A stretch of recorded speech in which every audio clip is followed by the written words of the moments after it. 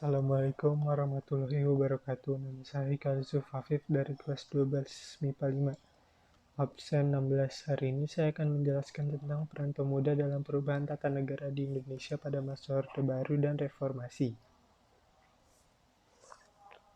Berikan aku 1000 orang tua, niscaya akan kucabut Semeru dari akarnya. Berikan aku 10 pemuda, niscaya akan kuguncang dunia.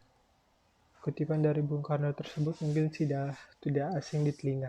Sejak dulu kehadiran pemuda memang dianggap dapat membawa perubahan, termasuk para pemuda dalam pergantian pemerintah Orde Baru ke Reformasi. Di masa itu banyak pemuda yang tidak setuju dengan sebagian kebijakan pemerintah. Alhasil di tahun 1998 terjadi protes besar-besaran dari pemuda dan mahasiswa. Pemerintahan masa Orde Baru berlangsung hingga 32 tahun, tepatnya dari 1966 hingga 1998. Ada berbagai kebijakan yang dilakukan oleh pemerintah masa Orde Baru. Meski ada sebagian yang baik untuk kelangsungan bangsa, ada juga kebijakan yang dianggap tidak memihak kepada rakyat.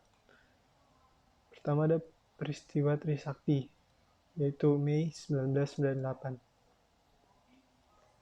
Setelah sebelumnya mahasiswa melalui HMI, Himpunan Mahasiswa Islam, Denpasar melakukan unjuk rasa menuntut reformasi. Pada 4 Mei 1998, 4 organisasi mahasiswa mengajukan usulan melalui sidang umum MPR kedua. Berbagai usaha terus dilakukan untuk membawa reformasi di Indonesia. Mulai dari diskusi antar guru besar hingga unjuk rasa.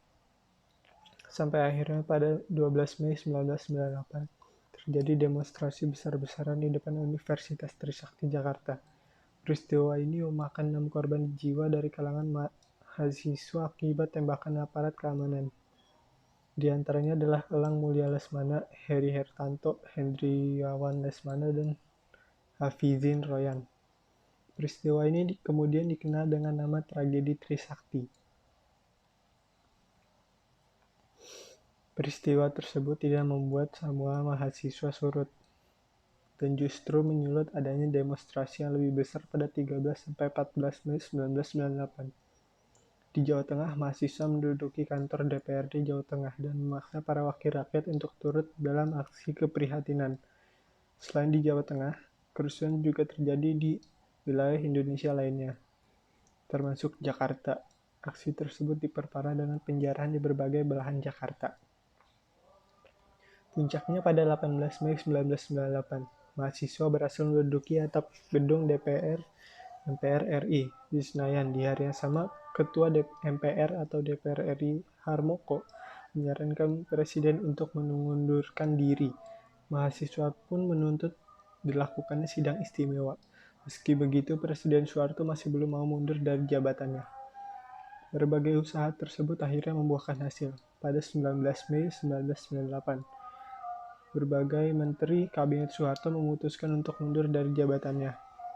Kondisinya semakin tidak terkendali, akhirnya memaksa Soeharto untuk meletakkan jabatannya di depan Mahkamah Agung pada tanggal 21 Mei 1998, pukul 10 pagi. Pada saat yang sama, Soeharto kemudian menunjuk wakilnya B.J. Habibie untuk menggantikan posisinya. Terus ada peristiwa Semanggi 1 dan 2, November 1998. Meski kepemimpinan Orde Baru saat itu sudah berganti, bukan berarti permasalahan selesai. Pada November 1998, pemerintahan transisi Indonesia mengadakan sidang istimewa untuk membahas agenda pemerintahan serta pemilu. Mahasiswa bergejolak kembali karena tidak mengakui pemerintahan B.J. Habibie dan tidak percaya dengan DPR MPR ketika itu. Mereka juga mendesak untuk menyingkirkan militer dari politik serta menuntut pembersihan pemerintahan dari orang-orang Orde Baru. Saat itu, apapun yang dilakukan oleh mahasiswa mendapat perhatian ekstra dari pimpinan universitas, karena mahasiswa berada di bawah tekanan aparat. Tragedi Semanggi menunjuk kepada dua kejadian protes masyarakat terhadap pelaksanaan dan agenda sidang istimewa yang mengakibatkan tewasnya warga sipil.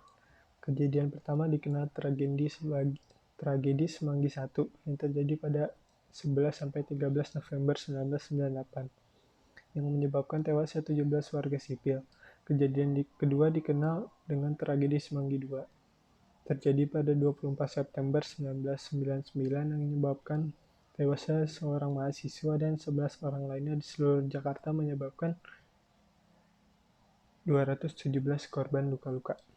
Sekian dari saya. Assalamualaikum warahmatullahi wabarakatuh.